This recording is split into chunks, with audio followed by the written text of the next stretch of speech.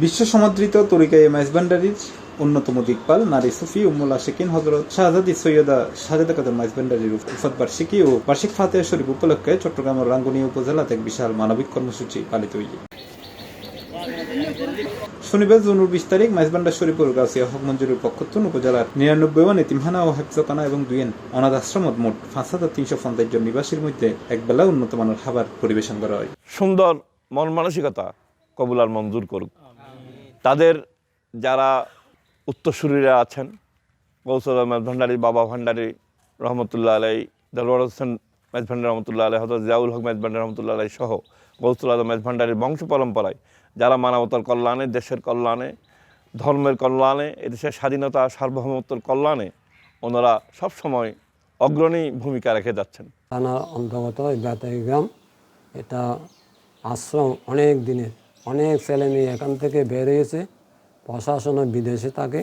বর্তমানে ছেলেদের জন্য এই যে মাইজভান্ডারী থেকে যে দানীয় দেওয়া হয়েছে, এটা খুব প্রশংসনীয়। হৈরেকি বাংলাদেশত প্রবর্তিত একমাত্র আধ্যাত্মিক দ্বারা তরিকা মাইজভান্ডারিয়ার প্রবর্তক হযরত গাউসুল আজম মাওলানা শাহ সুফি সৈয়দ আহমদুল্লাহ মাইজভান্ডারীর পুত্রবংশীয় আওলাদ ওসিয়া গাউসুল আজম হযরত শাহ সুফি সৈয়দ দেলোয়ার হোসেন মাইজভান্ডারীর সহধর্মিনী এবং বিশ্বলি শাহিনশাহ হযরত শাহ সুফি সৈয়দ জিয়াউল হক মাইজভান্ডারীর আম্মা দানুদ্দি উম্মুল আশিকিন শাহজাদি সৈয়দা সাজেদা খাতুন মাইজভান্ডারী। তিনি কুতুবুল আকতাব হযরত শাহ সুফি সৈয়দ গোলামুর রহমান মাইজভান্ডারীর কনিষ্ঠ কন্যা। মহান 23 জ্যৈষ্ঠ তার উফাত দিবস উপলক্ষে প্রতি বছরের মতো এবারও ফটিকছড়ির মাইজভান্ডার শরীফ গাউসিয়া হক মঞ্জুরের উদ্যোগে এই তাবারুক বিতরণ কর্মসূচির আয়োজন করা হয়।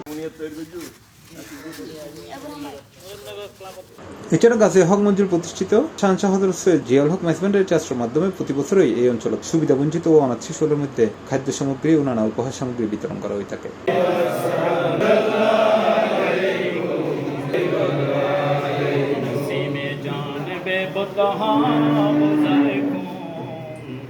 जे अहवालम हबीबेरा खबर कौन सलाम या रसूलल्लाह अलैकुम सलाम या हबीबल्लाह अल्लाहुम्मा सल्ली अला सय्यिदिना मौलाना मुहम्मद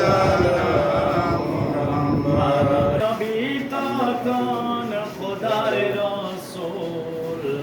তার উপরে পড়েন দরুদ আল্লাহ তার ফেরেশতাগণ আল্লাহুম্মা সাল্লি আলা সাইয়্যিদিনা। সি+ টিভি, চট্টগ্রাম।